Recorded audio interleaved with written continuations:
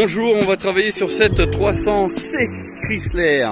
Donc ici, comme vous pouvez voir, c'est une version de 2007-2009 peut-être. Et du coup, on va intervenir sur l'autoradio. Alors, on va rentrer dedans. Regardez comment ça se passe à l'intérieur. Voilà, donc ça se présente comme ça avec l'autoradio d'origine qui a priori fonctionne, mais il doit déconner un petit peu, je pense, parce que le client il veut absolument autre chose. Et comme sur ce modèle, il est reconnu aussi pour quelques petites défaillances. Donc voilà, on va mettre le super grand écran. Allez, c'est parti, on va attaquer le chantier. Alors bien sûr, on a débranché l'électricité dans un premier temps. Donc ici, la clim, qu'elle soit automatique ou manuelle comme ici, le changement peut se faire. L'horloge, elle est récupérée, donc il n'y a pas de problème. Les aérateurs, parce qu'on va vraiment changer toute la console centrale. Ici au milieu, donc comme d'habitude, je vais faire ça pas à pas, je vais vous montrer. Et donc à suivre. Alors, on retire la façade. Donc on a bien sûr débranché les câbles derrière. Donc ici, en bas, mais aussi en haut. Donc on va falloir récupérer en fait les aérateurs ici, donc la console centrale, et puis ici en bas au niveau du chauffage. Il va falloir qu'on récupère pour mettre sur l'autre console tout simplement. Donc je vais le mettre ici sur le tableau de bord. Voilà, comme ça. Et donc là, on va s'attaquer directement à l'autoradio. Donc on va le retirer convenablement, proprement. Et voilà. Donc, comme vous pouvez voir, on a une vis ici, ici, là et là. On va retirer. Alors attention, j'avise tout de suite, tous ceux qui pensent avoir le même produit que nous, je vais pas vous dire que ça va fonctionner sans modification. Pourquoi? Parce que vous êtes de plus en plus nombreux à acheter des produits sur Amazon, des sites plus ou moins sécurisés, etc. Je vais même pas parler forcément des produits chinois, mais parce que on a eu plusieurs reprises des clients qui ont acheté donc un esthétique comme le nôtre, mais il semblerait qu'au moment du branchement, soit ça fait disjoncter la voiture, ou soit c'est l'autoradio qui crame. Voilà. Donc à faire très très attention. Nous c'est du produit certifié. D'ailleurs on va vous le prouver avec l'adaptateur d'antenne, parce que là-dessus il y a une antenne bien spécifique pour ce modèle, et vous verrez que la majorité des cas, les fournisseurs d'autoradio, ils donnent un adaptateur mâle-femelle tout simplement, mais pas du tout pour les prises américaines. Voilà, donc on va faire encore étape par étape. Donc je vais enlever tout ça et on va poursuivre le montage comme d'habitude. Alors, on retire l'autoradio tout simplement. Donc on a enlevé les 4 vis qui le fixaient. Et voilà, donc ici au niveau de l'arrière, comment ça se présente? Donc j'avais défait, hein, vous inquiétez pas, c'est pas sorti comme ça par magie. Vous voyez ici, ça c'est l'antenne radio, qui est une antenne bien spécifique au niveau des normes américaines par rapport aux normes françaises. Nous, c'est pas du tout ça. Hein. Et ici, vous avez les branchements. Donc, plus la fibre optique. Et ouais, parce que si vous prenez un autoradio dont votre véhicule est équipé d'une fibre optique et que vous n'avez pas la fibre optique, je vous le dis tout de suite, bon courage pour le faire fonctionner, parce que vous n'aurez pas de son. Il s'allumera, il n'y aura pas de souci, mais vous n'aurez pas de son. Bon, ça pour l'autoradio, vous aurez compris que il va aller à la poubelle. Et donc ici, on a les branchements. Pour l'antenne, regardez, c'est ça l'antenne, voyez. Et donc très souvent, il donne un adaptateur, mais qui n'est pas du tout pour ce genre d'antenne. Et du coup, vous ne pouvez pas avoir la radio. La fibre optique, la voilà, voyez. C'est ni plus ni moins pour adapter, donc sur... Il faudra mettre sur le nouvel autoradio. Sinon, pas de son. Parce que là, c'est du Boston au niveau du son. Donc, c'est un son qui est spécifique américain. C'est du Boston qui est de très très bonne qualité. Et si vous n'avez pas la fibre optique sur l'autoradio, automatiquement, vous n'aurez pas de son. Allez, maintenant on va passer aux choses sérieuses. On va faire le démontage ici de la console centrale pour mettre ici sur la nouvelle console. Donc, regardez, ça se passe comme ça. Donc, ici, vous voyez, la prise. Donc, comme je vous disais, ça c'est l'adaptateur qui va rentrer dans la prise ici de la voiture. Et de l'autre côté, vous avez la fameuse prise européenne. Voilà, tout simplement. Et là, ça fonctionnera. De plus, ici, vous avez vu que la prise là, elle va rentrer ici. Et ça fonctionnera directement. On ne fait aucune modification. Vous voyez, tout est déjà prévu. Et là, cette prise noire est à brancher directement sur l'autoradio. Donc, du coup, il n'y a aucune modification de faisceau du véhicule. Et ça, on y tient. Parce que il y a beaucoup de fois où les clients viennent nous voir suite à un véhicule qui a déjà eu un autoradio, par exemple Pioneer, Kenwood, etc. dans les années 90-2000. Et du coup, ils veulent changer pour avoir vraiment quelque chose en harmonie avec le véhicule. Et là, par contre,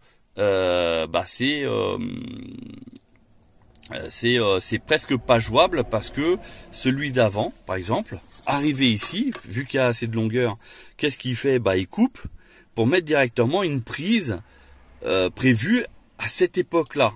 Donc, c'est à savoir que bon, l'ISO c'était le plus, le plus répandu à cette époque-là. L'ISO, donc c'était les deux fameux prises rectangulaires, une qui était pour l'alimentation et l'autre pour les haut-parleurs. Ceux qui ont fait ça, à la rigueur, on arrive à trouver des adaptateurs et ça se passe bien. Mais très souvent, c'est coupé et directement d'ici, c'était des cosses directement sur la prise de l'autoradio. Voilà. Donc ça, on a eu énormément. Un jour, je vous ferai une vidéo et vous verrez que c'est une prestation pour le coup coûte cher, parce qu'on est obligé de tout refaire le faisceau nickel, et du coup ça prend du temps et bien sûr de l'argent. Voilà. Bon, allez, on continue le montage, on va faire la modification.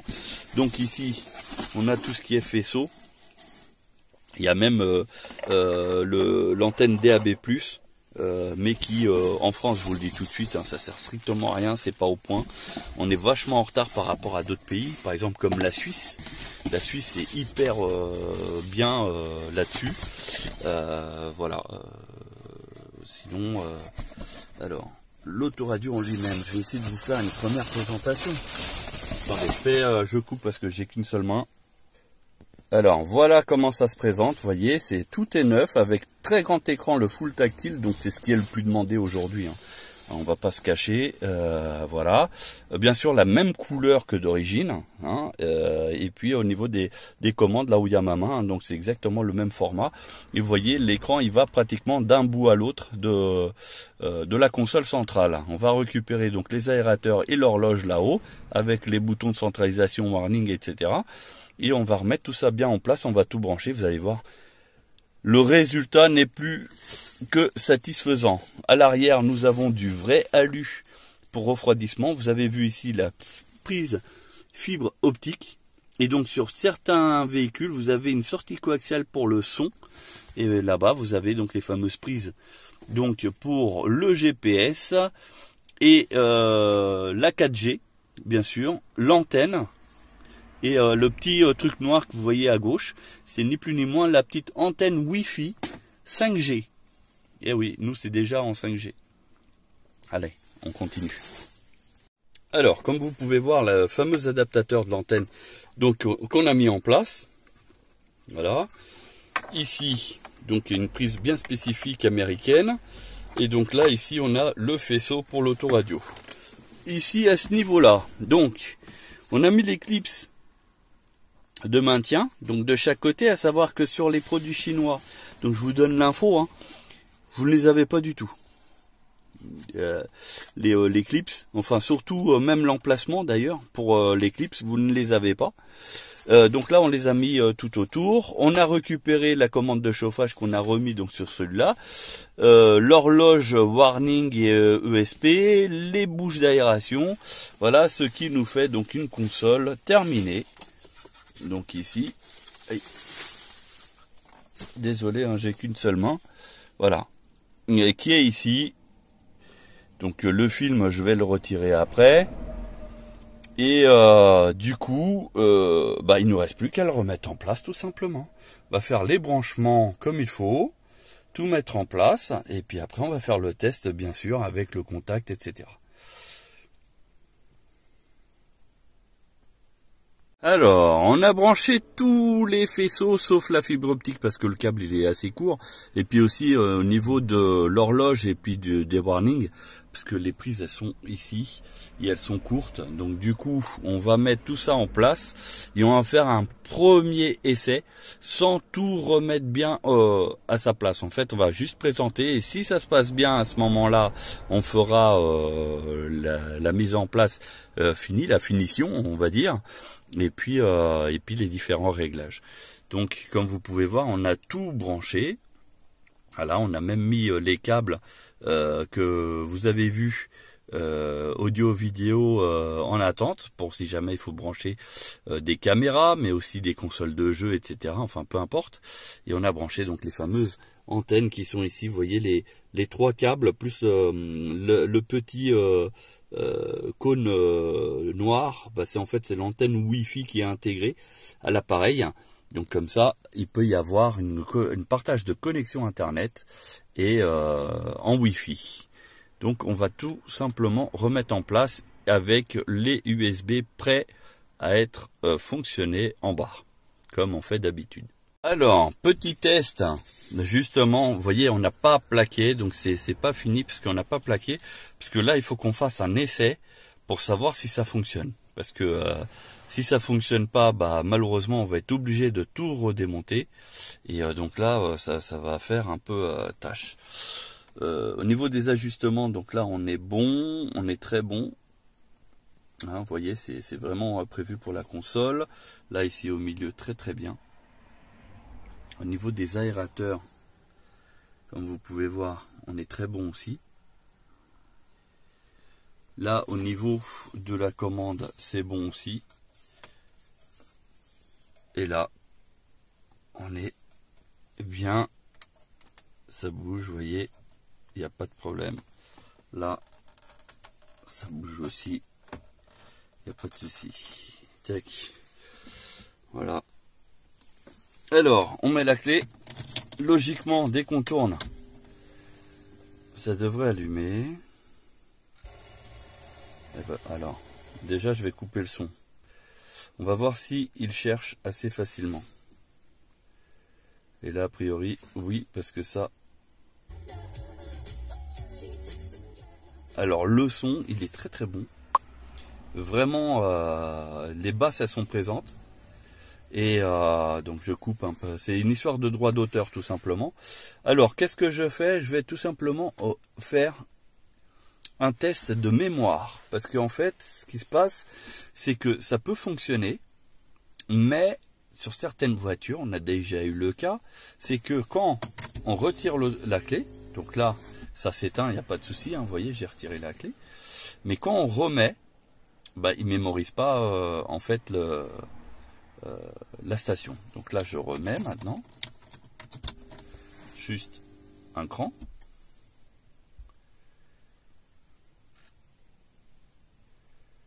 et donc il est mémorisé parce qu'il est ici. Et si je mets le son, c'est bien ça. Alors qu'est-ce qu'on peut faire d'autre? Là, a priori, c'est de la musique aussi. On a amélioré les choses. Alors, la qualité sonore, elle est vraiment... je suis bluffé parce que d'habitude, ça ne reçoit pas aussi bien. Alors, il faut savoir, sur le 300C, c'est une antenne amplifiée aussi. Hein, donc, ça peut aider. Mais là, niveau qualité, on dirait presque un CD. Bon, ça, c'est pour la partie que vous avez vue. Donc, ça se présente comme ça. Normalement, enfin sur ce modèle, parce qu'on est sur du Android 11 de mémoire. Donc le CarLink, donc ça c'est pour tout ce qui est Android Auto et Apple Car, WhatsApp que vous pouvez avoir, Spotify, DAB+, donc on l'a. Vous allez voir que ici en France c'est pas du tout au point. On va voir, donc là il va chercher, ça peut mettre pas mal de temps à trouver. Mais parce que ici en France, la réception, elle est quand même très très très en retard. Autant il y a des pays d'Europe, soi-disant moins développés, qui sont largement mieux dans ce domaine. Vous voyez, ça met de temps. Bon, je vais pas passer ma vie là-dessus, donc je ressors. Donc ici pour les applications qu'il y a dedans. Donc vous avez vu, hein, vous avez l'Apple Store, donc c'est pour tout ce qui est Apple. Vous avez normalement Google Store aussi, qui est ici. Voilà, donc vous avez Google, Maps d'origine bien sûr, et je crois que c'est tout. Il y a YouTube qui est déjà préinstallé. Donc vous pouvez regarder des vidéos en roulant. Sur nos prestations, on débloque la vidéo justement là-dessus. Alors à savoir que c'est amendable. Donc voilà. Maintenant, si vous avez des enfants à bas âge, voilà, ça peut être sympa pour eux. Et puis, comme vous avez pu peut-être remarquer, ici, donc nous avons deux câbles, comme on fait d'habitude, avec deux USB. Donc un qui peut être tout simplement une clé USB pour des films, et l'autre une clé USB, par exemple, pour de la musique. Votre playlist préférée, vous la mettez là-dessus, il n'y a aucun problème.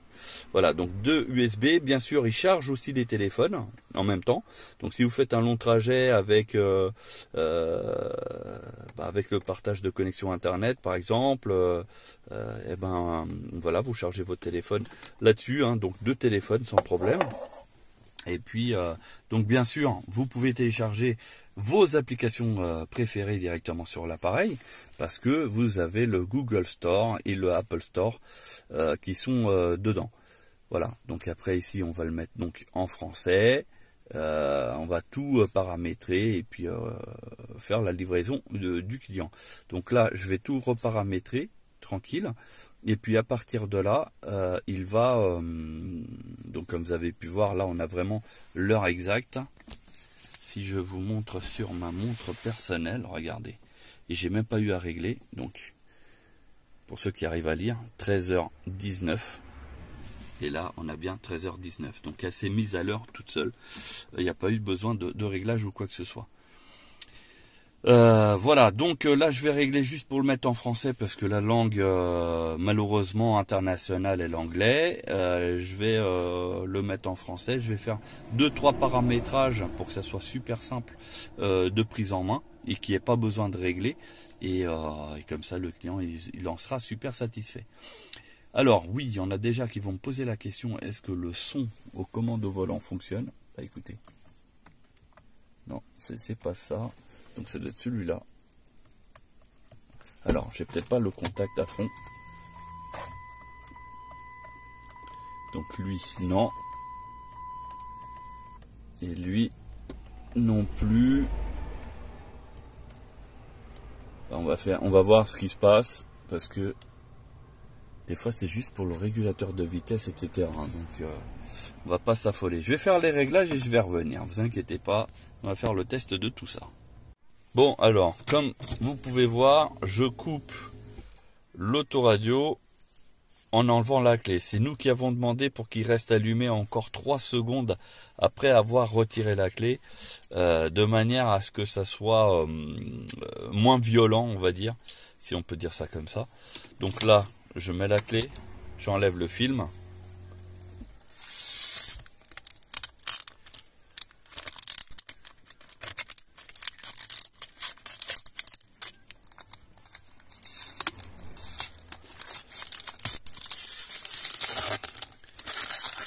Voilà, parce que c'est un film pas terrible.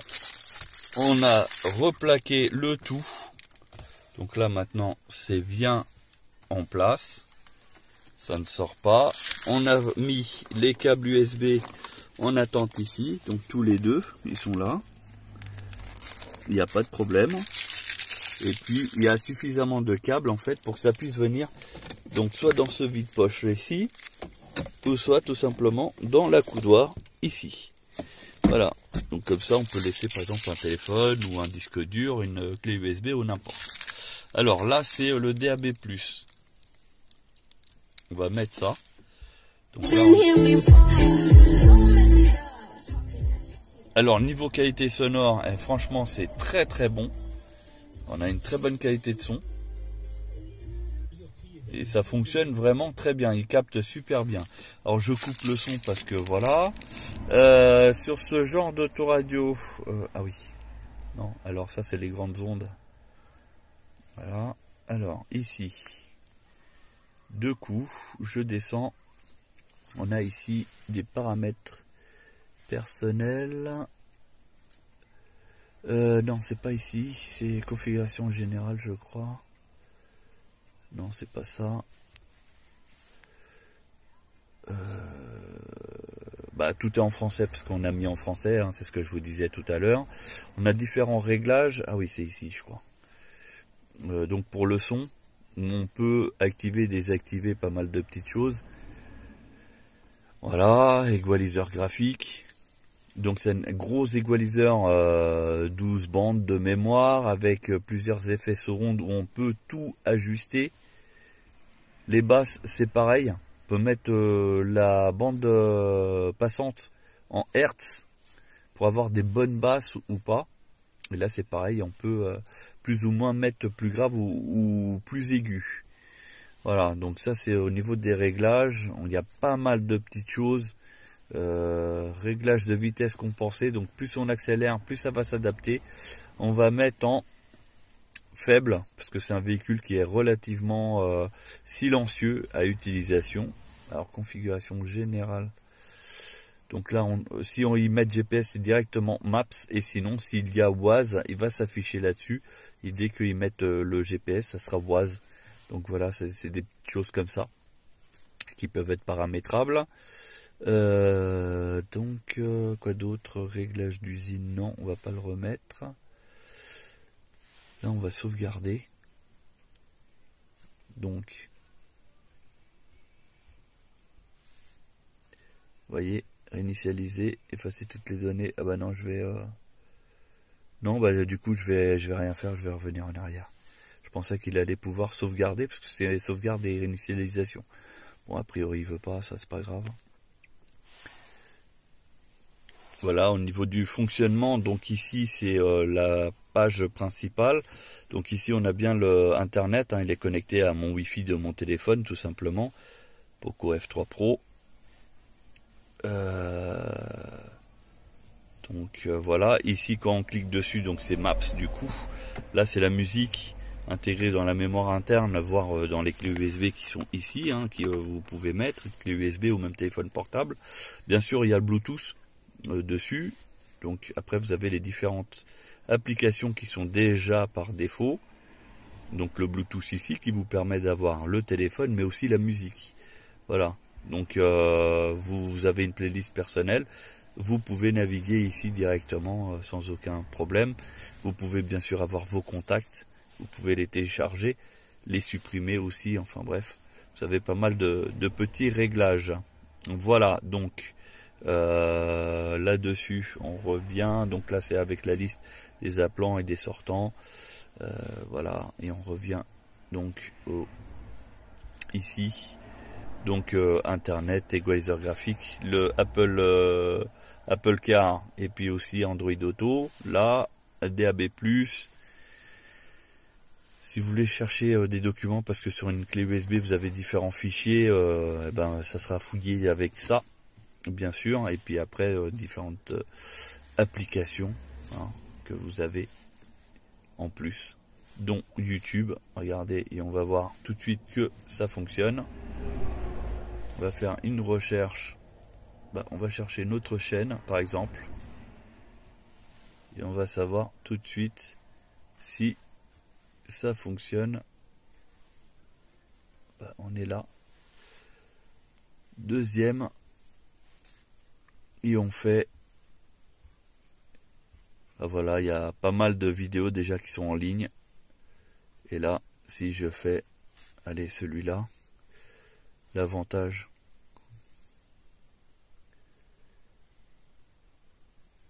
Ah, il y a la pub, ce qui est dommage.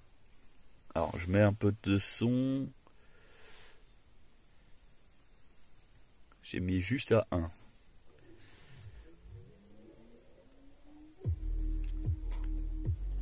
Tac. Et là, le son, il est très bon. Hein. Allez, on va avancer. Voilà. Et là, on a une très très bonne image. Alors, est-ce que ici, on va un peu plus...